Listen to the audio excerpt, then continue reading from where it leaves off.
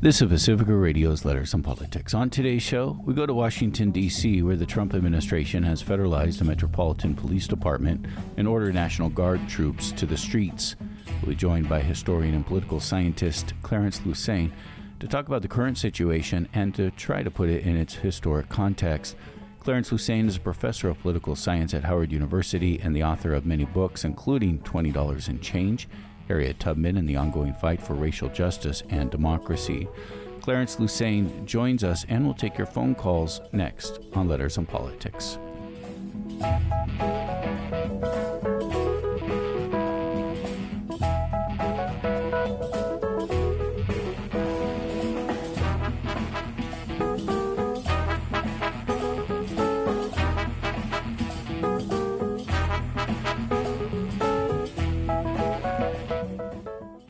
But first, the news.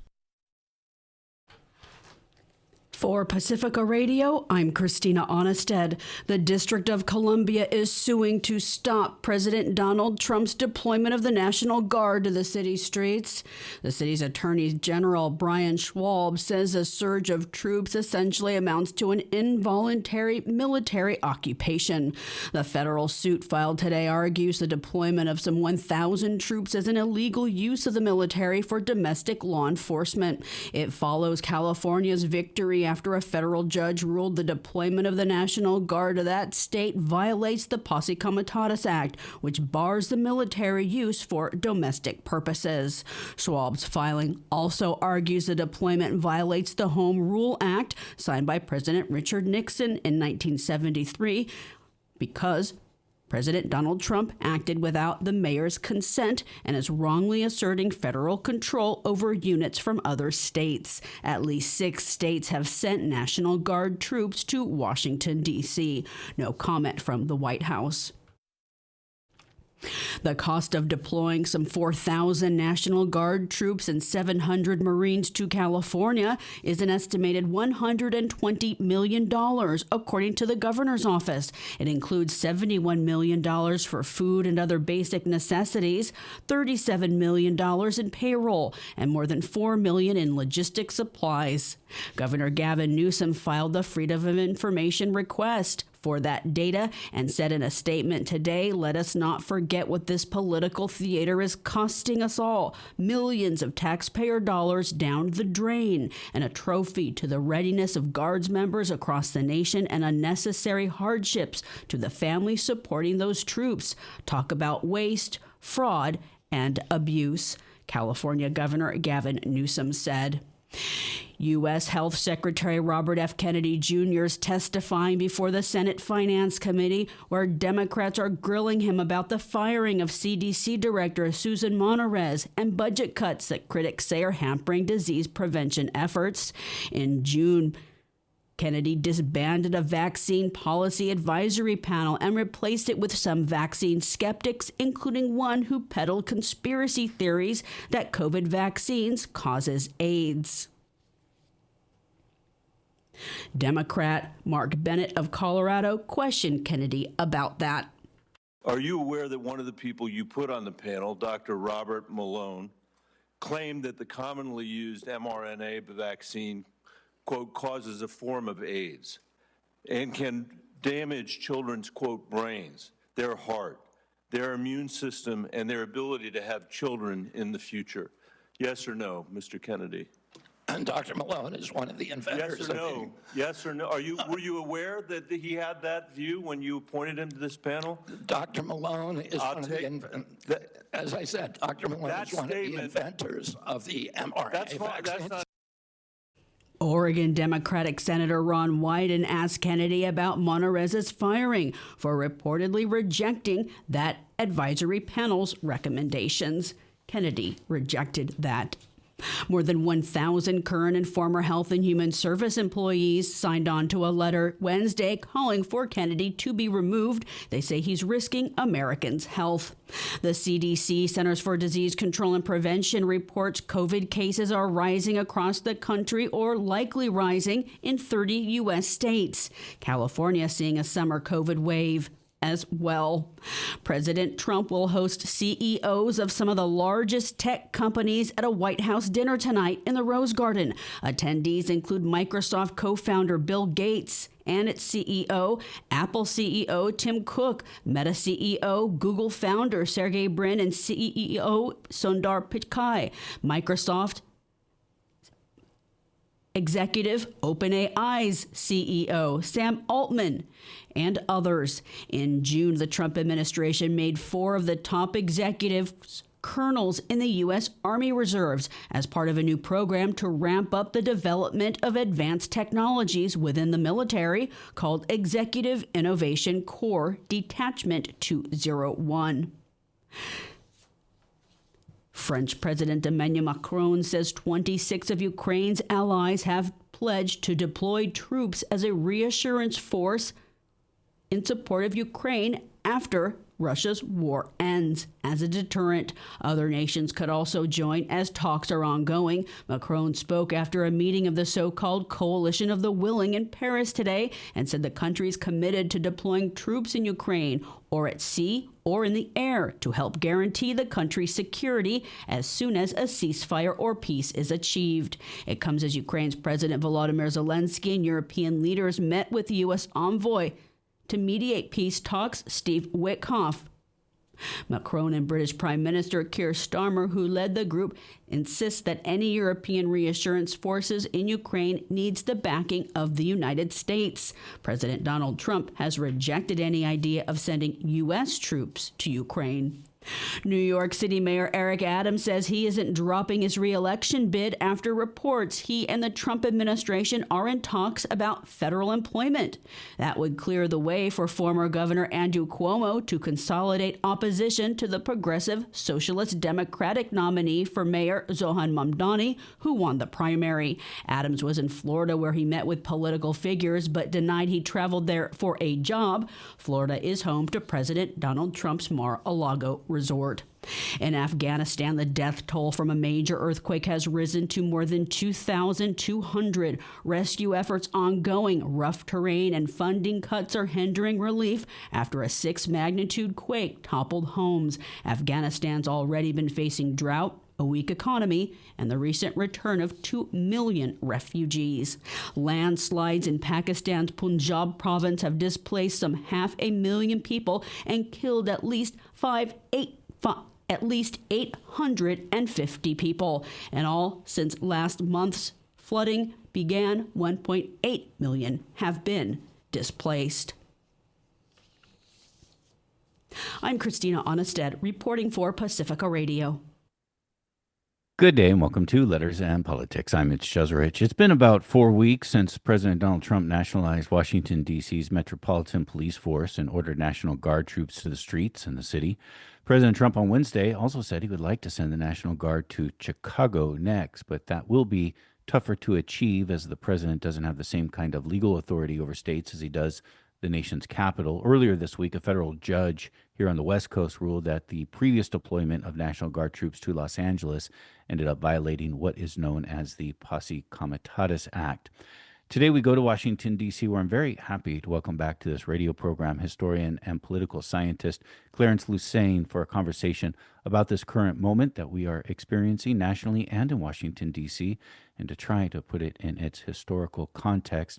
Clarence Lusane is a professor of political science at Howard University. He's the author of many books, including $20 and Change, Harriet Tubman, and the Ongoing Fight for Racial Justice and Democracy. Professor Lusane, it is a good pleasure, sir, to see you again. I see you over video chat. Thank you for being here. Thank you, Mitch. Glad to be back. Talk to me. What is it like, and what has it been like in Washington, D.C. this past month? It's been gruesome. So the city feels very much occupied. I spent a lot of time in countries around the world that are fighting for democracy. And it feels very much like circumstances where the military has moved in, people's movements are restricted, and there's kind of an overriding sense of containment of people's rights.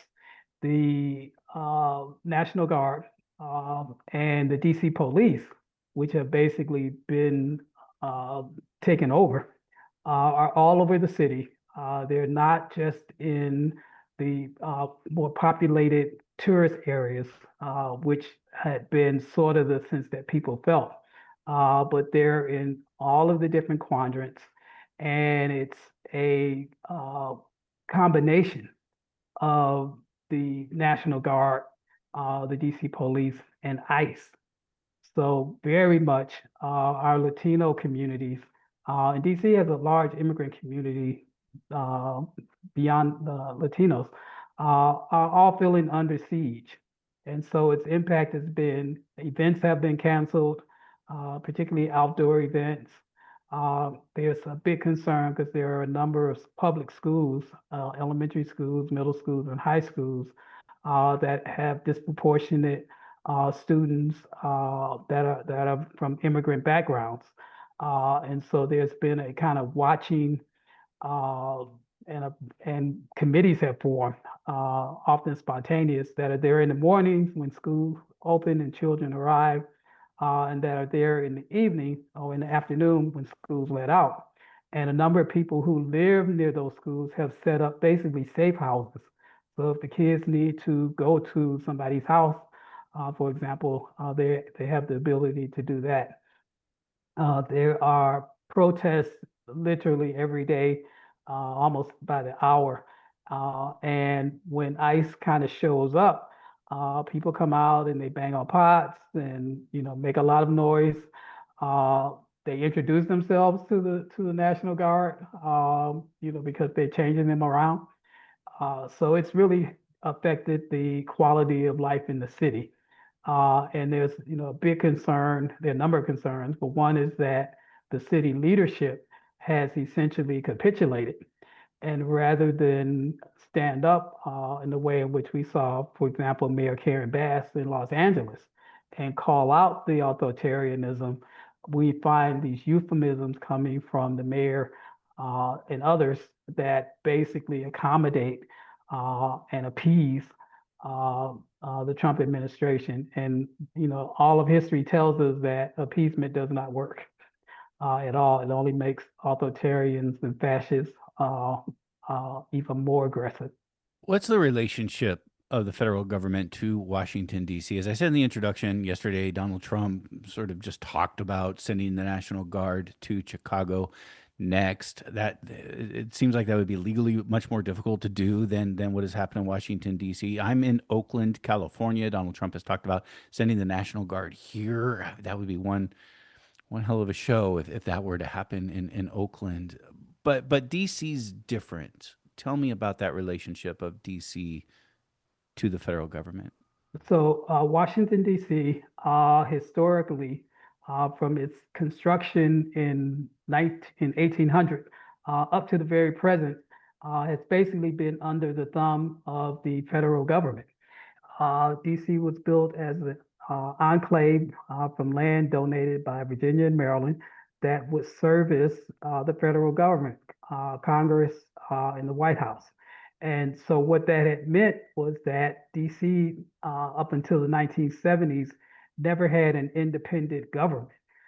It was always appointed mayors, appointed councils along the way. In the 1970s, legislation was passed that gave DC what's called home rule, which is a degree of autonomy. DC has an elected mayor, has an elected city council, and a school board. But every single law passed in the city has to be approved by Congress. Every tax initiative has to be approved by Congress.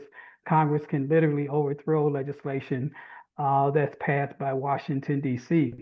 And increasingly from the 1950s up through the most recent period, as the city became majority Black and majority progressive and majority Democratic, that meant that for the Republican side of the aisle, there was no giving of independence and self-determination for the city. It also meant that for many conservative Democrats, so the Dixiecrats, for example, who pretty much held sway in Congress up until the 70s and into almost into the 80s, were just as awful towards DC as were the Republicans. And so Donald Trump was basically able to exploit the law that permits the federal government, either Congress or the U.S. or the White House, to impose policies and behavior that they absolutely cannot do anywhere else in the country.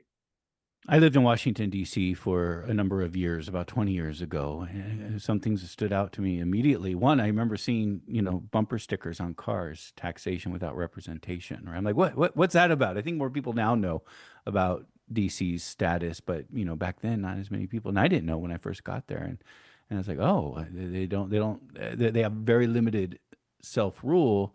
And then I also remember, as you indicated, that D.C. is its population is a majority people of color. When I lived there, I still think it was 60% African American. Right. I know gentrification has happened since then, but and what I realized with a Republican-controlled Congress, they were able to implement their ideal, what they wanted, right, on DC, Right. even though they couldn't get it through the rest of the country. So gun laws, laws around uh, uh, medical marijuana, pretty much kind of across the board, DC has had to bow to the whims of Congress.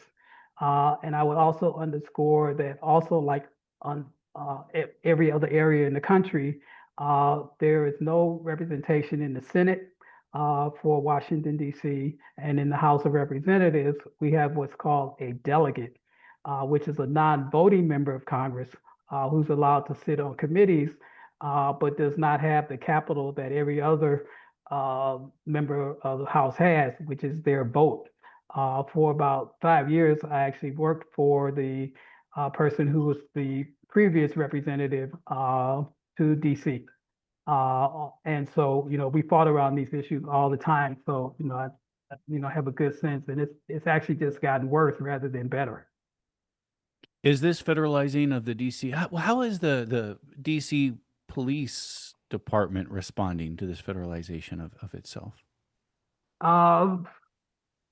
So there was some initial pushback from the police chief, but I think the mayor pretty much pulled her coat and said, you can't really do that. And so the mayor issued an executive order the other day that essentially says we have a partnership between the DC government and DC police with the federalization. And it's not a partnership, it's a takeover. And it's extremely painful, I think, for DC citizens to see this kind of, as I mentioned earlier, capitulation, where you're seeing resistance coming from Pritzker, from Karen Bass, from from Governor Newsom, from a number of figures who say that, correctly, that we're fighting authoritarianism. And that means that you've got to stand up and resist. Now, DC is in a precarious situation. About $1 billion that probably at least has been cut from the city budget. DC gets an annual federal allocation. And it's not, DC makes requests, but ultimately it's decided by the members of Congress. So there's a lot of hurt and pain that can be brought to the city. And there are people in Congress and certainly in the White House that would be more than willing to do that. But it doesn't get by the fact that the rights of people in the city, just like across the country, are being violated. And you have to speak up on behalf of those rights. Part of what's happening is the dismantling of homeless encampments. What is happening to the people who are at these camps? Are there any support services? Or are they just like? So we're not sure because there's been a few dozen as of just the other day of these camps, or at least as they see them as camps, they have been dismantled. they literally kind of come in and scatter people, sometimes take people away. The other day, for example, one of our big city institutions is a public library downtown, Martin Luther King.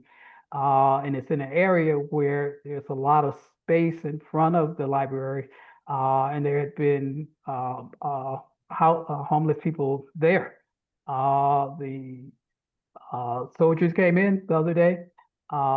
They chased everybody away. They brought in garbage trucks. Everything that was left was thrown into the garbage, those big giant garbage trucks, and they cleared the area out. But it's not clear at all where people are going, including people who have been taken away. But it's disruptive, and of course, it's created significant degree of disruption in neighborhoods and areas. Uh, there's been long efforts to try to address the unhoused population and to find make sure there's shelters and other accommodations. But this certainly is not the way to kind of do it, which is from the Trump administration. If we're going to be as brutal and as blunt as we can be, and we don't care what kind of pain and distress people are under. Washington, D.C., like most big cities in this country, a lot of people come just outside of Washington, D.C., into D.C. for work and official business. A lot of people come from Maryland and Virginia. My understanding is right now not everyone is coming because they are scared, particularly because of the presence of ICE. So there are a couple of factors. One is certainly has been a uh, documented downturn in people coming to the city. People are choosing to work at home, for example, when they would normally kind of come to the city. People are not coming to restaurants, they're not coming to events. Some of the people are disgusted by, like people not coming to like the Kennedy Center since Trump took it over, for example. But the other factor is that there's a significant uh, number of the population that work for the federal government that have lost jobs. People who have worked at USAID, who worked at the State Department, Department of Labor, Department of Education, and so forth. People who had jobs in January who do not have jobs now, who have just simply been let go. And so that's created another stress for the area. I've spent maybe 30 years working with the State Department. I've done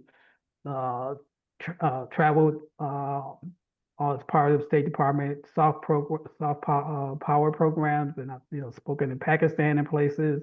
I've worked with projects in Brazil as part of the State Department. I've worked with international visitors that come. Uh, all of that's changed.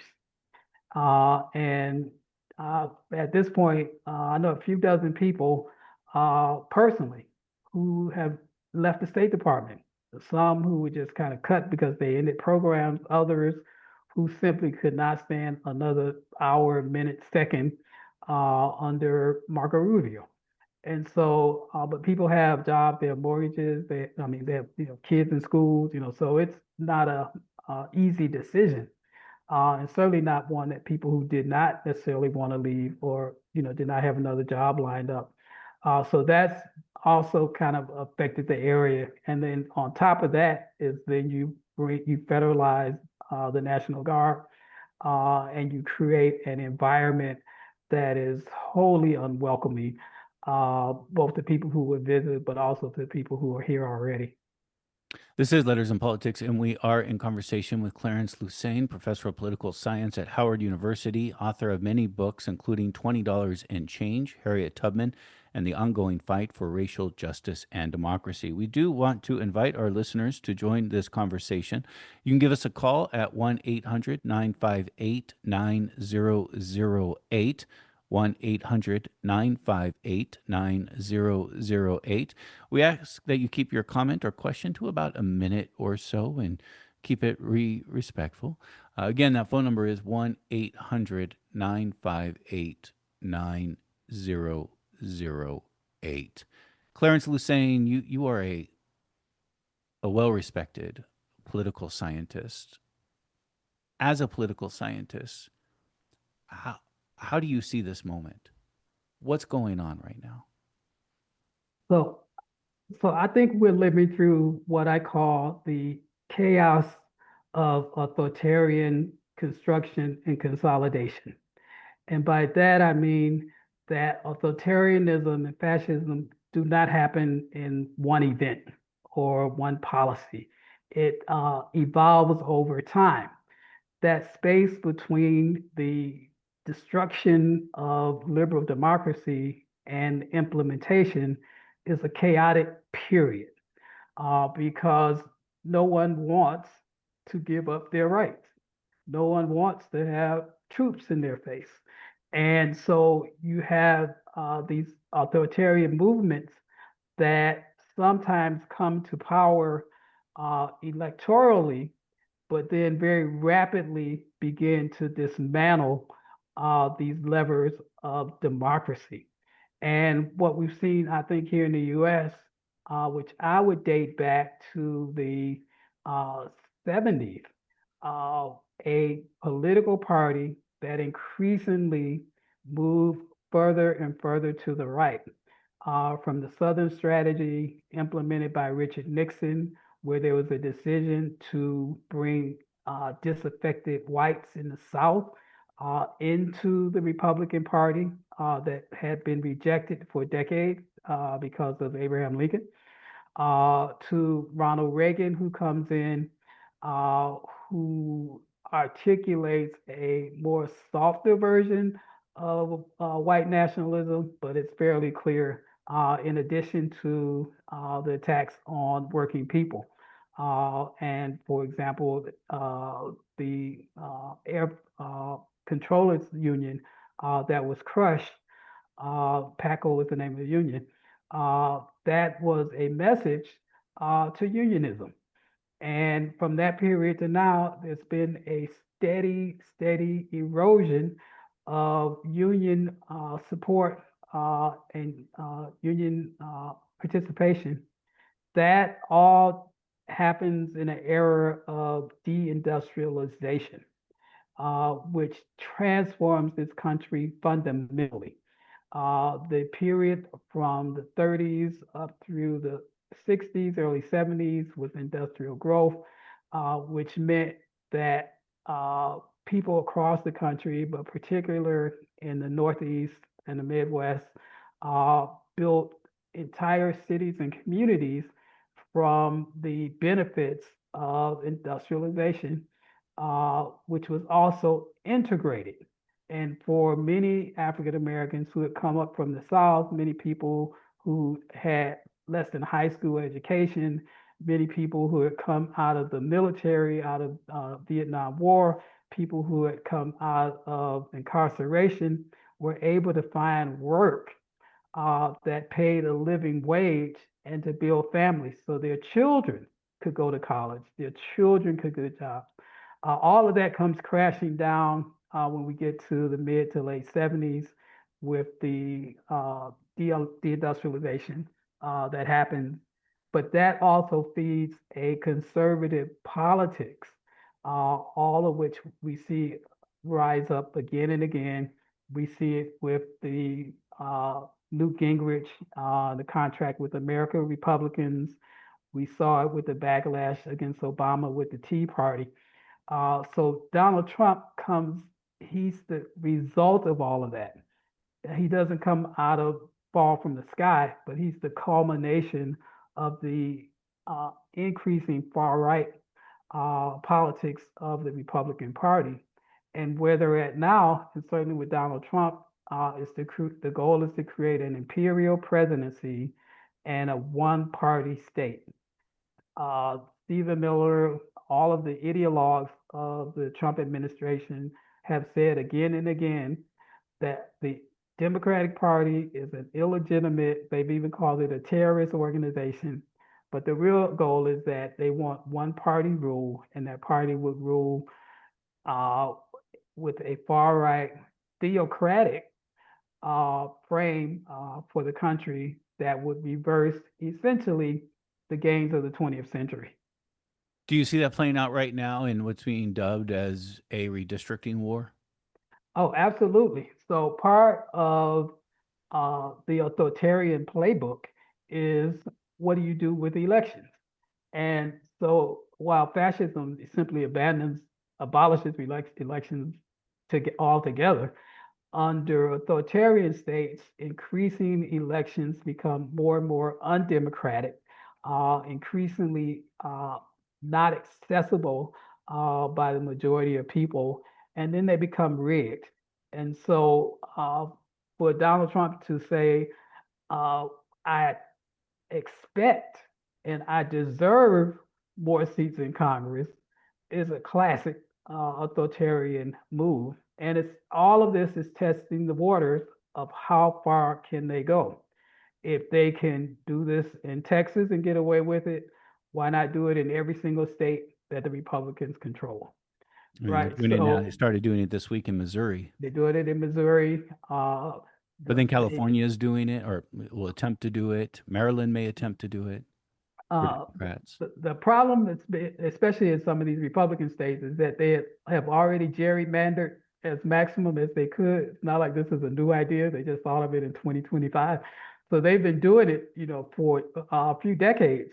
So there's not a lot of space to redistrict themselves into, another 400 seats or another, 50 seats or anything. But that doesn't mean they're not going to try. And more importantly, I think it's the principle that we can shape the elections any way we want, regardless of the Voting Rights Act, regardless of what the Constitution says, regardless of what state law has said. And that's what I think we really have to kind of focus on. It's not just this particular case, but this an attack on elections and democratic participation. What do you think the natural outcome to all of this is, and do you see a force stopping it? So, so I try to think about what set of events would have to happen in order to have Trump and MAGA out of power and for the country to move in a more progressive direction. And so that means it's not just one protest or one election. It means we need a long-term mass mobilizing strategy that institutionalizes democracies in ways that don't exist now and have not existed, that have allowed for the far right to move forward. So a lot of what Donald Trump is doing is illegal, of course, and the courts, some of the courts are calling that out. They may be reversed at the Supreme Court, but they clearly are illegal. But a lot of what Donald Trump is doing is legal because there are loopholes in federal law and in the Constitution itself. And so that raises, a question of as we think about moving forward, it really means uh, closing and rewriting the government in ways that it really does have a democratic constitution. So, for example, pardon power.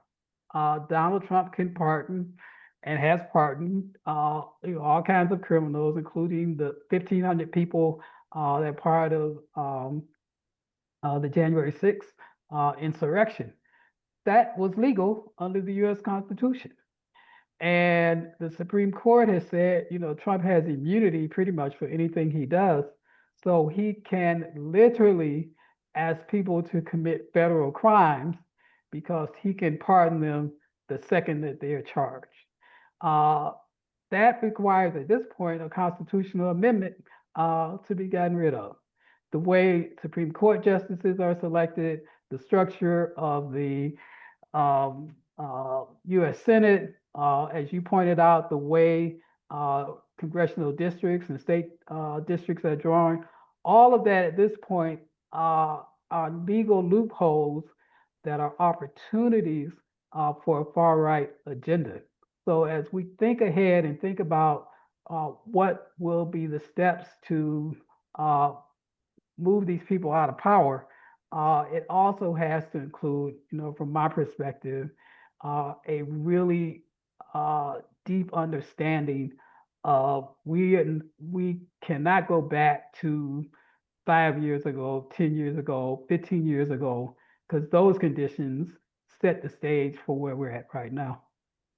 A lot of people are wondering about Donald Trump's health right now, and most of it is just speculation. And I don't want to speculate about his health, but how much do you think this is dependent on a single person, Donald Trump? What's happening? Does this movement have? And you never know until you see what ends up happening. But do you think this potentially ends when Donald Trump goes away one way or another? So that's a great question because much of what we see is cult of personality. And, there's lots of survey and data showing that many of the MAGA folks are aligned with Trump, not necessarily the Republican Party. So Trump has a big shadow over this movement, but Trump is mortal. And, I wouldn't bet, a nickel on, Trump's health at all. And the ability of him to continue, is certainly questionable. However, what they're doing is institutionalizing their far right agenda.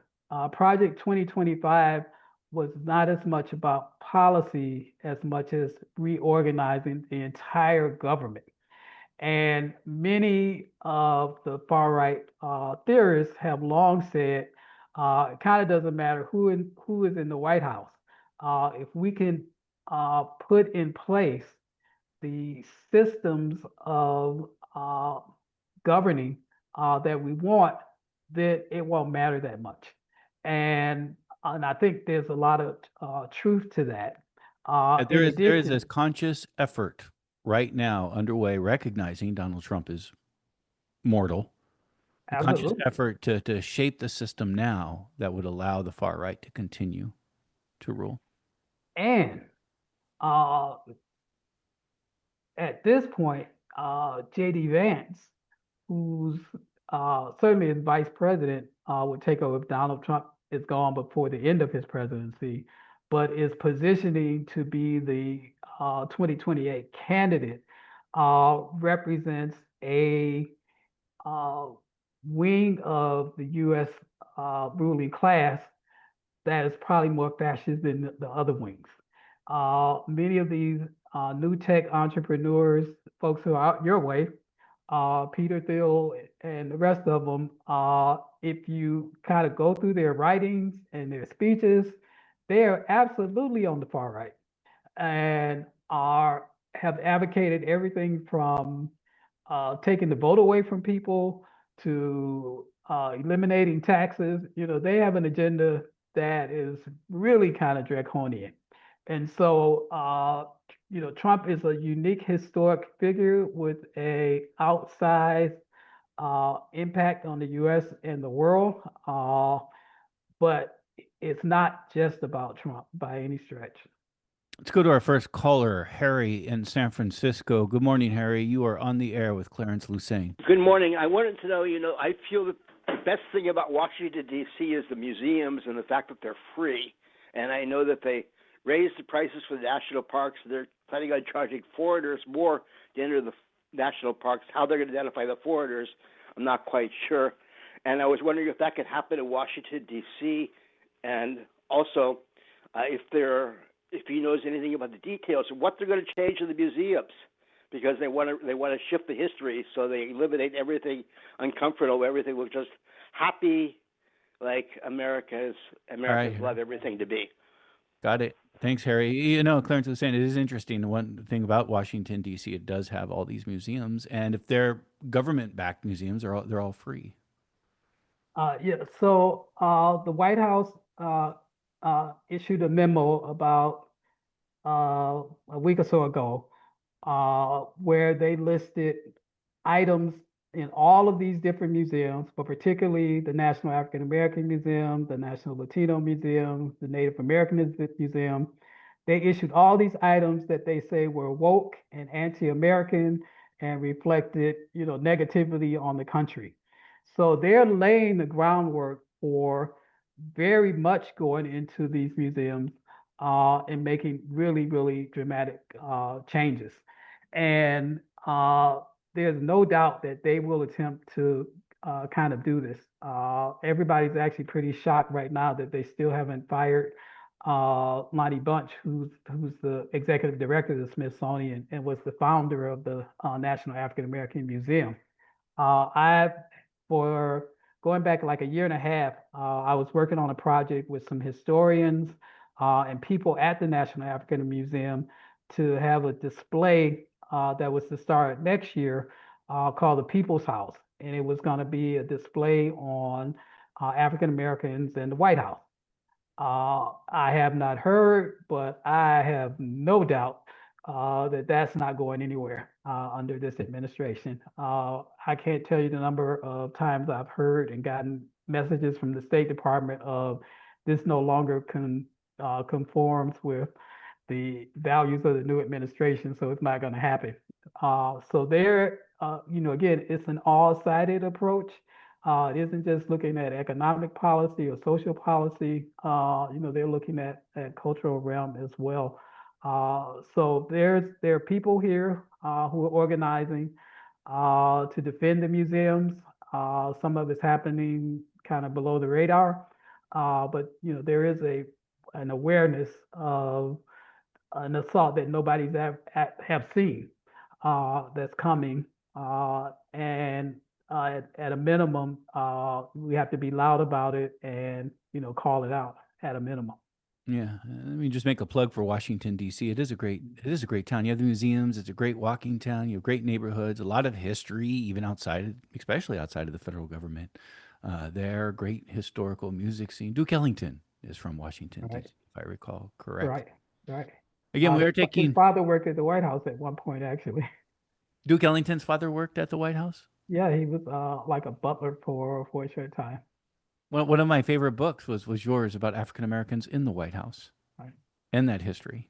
Right. Yeah.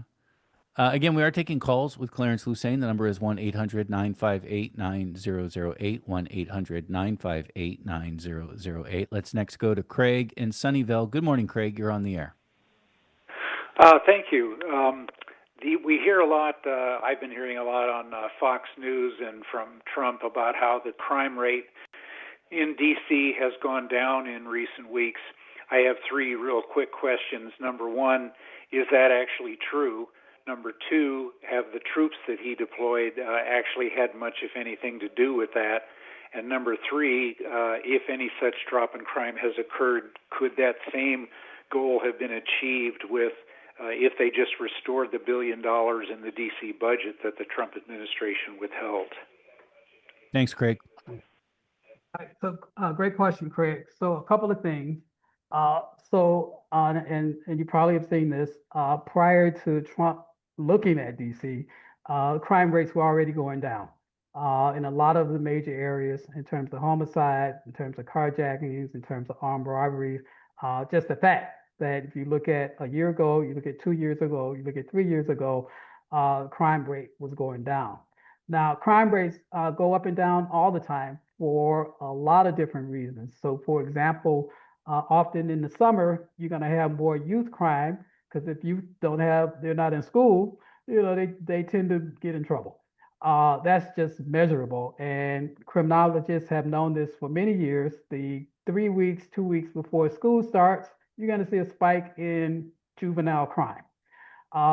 So it's impossible to say that on any 1 week period or 2 week period that there was something magical that was done that brought the crime rate down.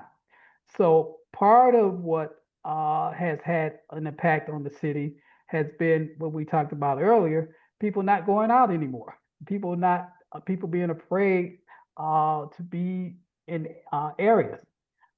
So that isn't kind of a positive. And where there has continued to be crime in the city, it's not the kind of crime that you're going to have soldiers on the street. So, for example, like domestic violence, this happens kind of inside, right? So it's a giant myth that sending in these few, numbers of soldiers, the National Guard, that's kind of impacted crime. From Trump's argument, that permanently.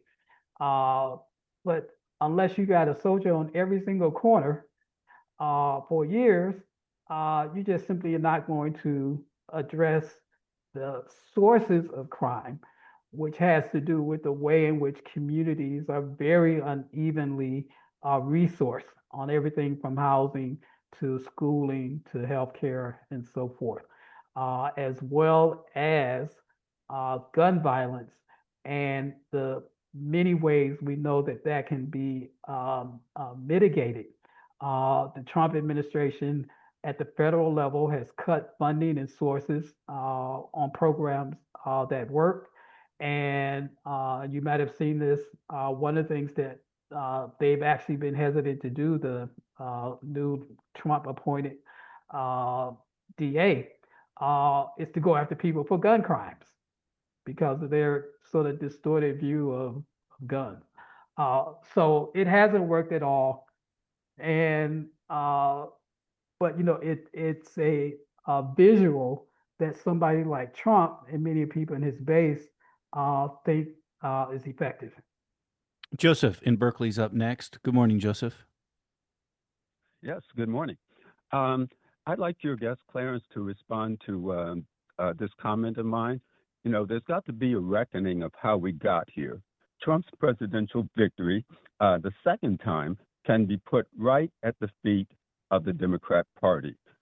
I've been saying for a long time what people like Joseph Stiglitz, Robert Reich, Richard Wolff, Chris Hedges, and other people have just recently been saying, and that is from Bill Clinton to Obama to Biden, the Democrats, the neoliberal, corporatist, neo-Cold War mongering, genocide supporting Democrats have refused to deliver to working people. And I said that if Kamala ran for president, the Democrats would lose. People were saying Kamala didn't win because of racism. Well, working class white people in the Rust Belt states voted for Obama twice, and Obama refused to deliver. And now we have Sheepdog Bernie with his Dog and Pony Roadshow, who's done no organizing, who's just spoken in platitudes about abolish oligarchy, just in platitudes.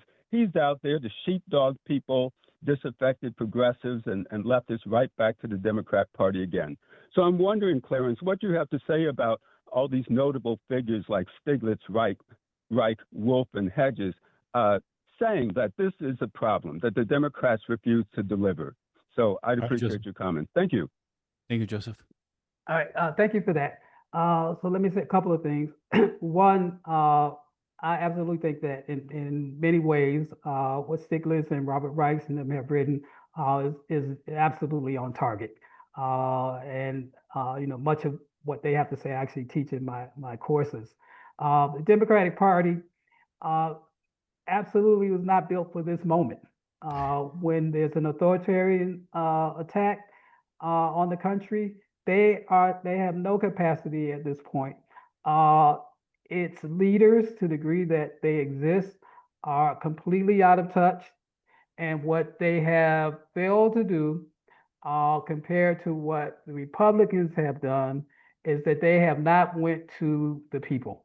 And if you look at how MAGA was built, it went to churches, it went to school boards, it went to local party meetings, it went to the communities that it thought it could mobilize and get backing for. And the Democrats have not done that at all. Part of it is because they have not delivered, as the caller said. So there's some accountability for that, but it's also not part of their ethos. At this moment of emergency, where there's fire alarms everywhere, they're pretty much nowhere to be seen. This is why you see Newsom, you see a few other people out there, but it's not the people who are the leaders in Congress. It's not Schumer, it's not Jeffries. And they're, compromised on a range of issues from Gaza all the way across to, how they, deal with taxes and kind of other issues.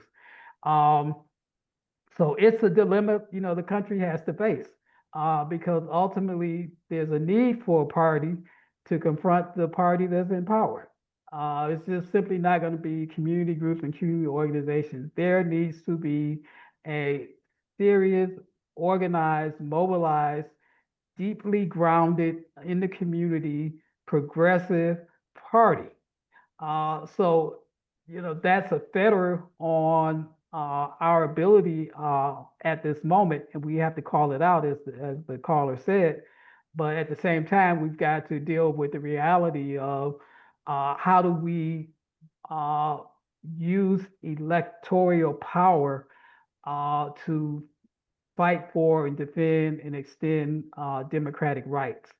But clearly, again, I think the Democratic Party at this point is woeful in as it's constructed, and this is the reckoning for all of those neoliberal and sort of conservative bending and appeasing type politics that Joe Biden and others have represented for decades. And again, to me, going forward, it's not to go back to where the Democratic Party was 5 years ago, 10 years ago, 20 years ago. We have to move beyond all of that. The Democratic Party was not built for this moment. That's like the statement of the century, sir. Yeah. And in all fairness, I'm not sure I'm built for this moment either. It is quite a moment. Let's go next to Southern California, where we're joined by Andrew. Good morning, Andrew. You are on the air with Clarence Lusane. Yeah, good morning, Mitch. Love your show. Good morning to your guest. Good morning. Good morning, thank you. Following up on the last caller, I'm seeing, and I think many of us are seeing now, really what we don't want in our government here in the United States. And I think what it comes down to is campaign finance. And basically, $50 billion sent to Israel, who committing genocide in Palestine. Much of that money is going to, in the form of weapons, to weapon manufacturers and to their shareholders, the donor class, who are then donating to the Republican and Democratic Party, keeping them in power. And while people are starving in this country, going to bed hungry, single moms not able to get their kids new shoes or put food on the table, etc. So perhaps it's time to reconsider the so-called, which is maybe a one-party system, the corporate party system, and consider parties such as the Green Party, the Peace and Freedom Party, and that may take local campaign finance reform. That is my comment. Thank you. All right, thank you, Andrew. Do you have thoughts about third parties in our electoral system, Clarence Lusane? Oh, I do. So one of the key transformations in the country, which the caller, I think, kind of was hints at, was the Citizens United decision by the Supreme Court. And that decision transformed how elections are financed. As bad as they were before then, all of the guardrails were taken off. Part of the reason we have Donald Trump now is because of Citizens United, which opened up space for all kinds of shenanigans. But it also creates problems for third parties, independent parties, because their ability to tap the basically billionaire sector of the economy just is not there. So it makes it very, very difficult and challenging. So part of the reform we need is to create the space where you legitimately can have third parties at the local, state, and at the federal level that are not facing these almost impossible odds to try to get on the ballot, to get access to the media. It is interesting to think to about. be successful. Yeah, I mean, it's always been a tough road for third parties in our democratic system. But before Citizens United, you you'd have a Ross Perot. You would have a Ralph Nader. You know, they didn't win. Ross Perot might have won if he didn't drop out. Who knows? But we haven't like had that kind of a surge. It seems like from a third. I mean, there are still third parties, obviously, with candidates, but we haven't seemed to have that kind of surge since Citizens United decision. Right. But what we've seen is that there are people who are able to enter election campaigns because they get adopted by a single billionaire or a single, multimillionaire. So this is what happened in 2016. The reason there was 17 people running for the Republican nomination, 15 of them had no chance whatsoever, was because Citizens United allowed for that kind of operations in U.S. elections. But it also meant that people who come from the left are going to find many, many more obstacles than those coming from the right. We're almost out of time, but I'm going to get to one last caller because Terry has been waiting patiently. Terry in Oakland, good morning. You're on the air. Brother Mitch, for taking my call and having the brother on. Yeah, my question for brother is, is the National Guard in and around the two major universities in D.C., Howard for one, and also Georgetown? And how are the black students at Howard? What's their perception? Majority agree or not? And then two, I've been getting mixed messages when I watch TV or go on YouTube. These Republican Negroes get on there. They get these brothers from the hood with swag, put a 30-second saying, yeah, we support Trump. Yeah, we need him in the hood, blah, blah, blah. And then when I see regular news, the protests, almost 80% are white people in D.C. And when I went to the Million Man March, it was all black. So Appreciate that, Terry. We are down to our final minute. I want to make sure Clarence Lusane has enough time to answer both those. All right. So on the university side of things, this is a big concern. So as soon as we kind of knew that Trump was coming in with the troops, we got messages and memos out to our students to prepare them. Because of course this is all the beginning of the school year, and there are a lot of people who are coming to DC from not from the area, and so we have been very conscious about it. The troops have been around Howard University. They've made some arrests on various kinds of charges, and again, Professor, we lost you. Because Georgetown is a really popular area. So they're around. Clarence Lusane, we were losing you there for a moment. I don't know if it was on I'm sorry. your end, but we do have another tyranny at play here, and that's what I like to call in broadcasting the tyranny of the clock. We do have to end here, but Clarence Lusane is professor of political science at Howard University, and he's the author of many books, including his latest $20 and Change, Harriet Tubman, and the Ongoing Fight for Racial Justice and Democracy. Clarence Lusane, I thank you very much for taking this time to talk to us today. Thank you, Mitch, and thanks to your audience. That does it for Letters and Politics. The show is produced by Deanna Martinez. Kirsten Thomas is the engineer. I'm Mitch Jeserich, and I thank you for listening.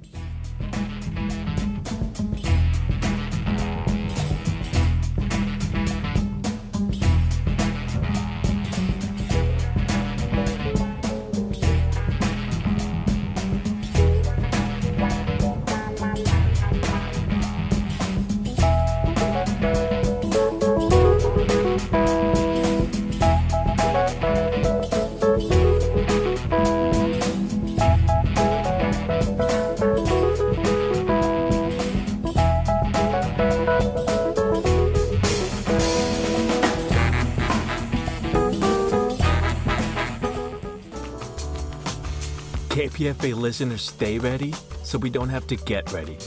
And the best way to stay ready? Become a monthly sustainer. When truth is under attack, when rights are on the line, when mainstream media is asleep at the wheel, you show up. You keep KPFA going strong. You keep the signal alive.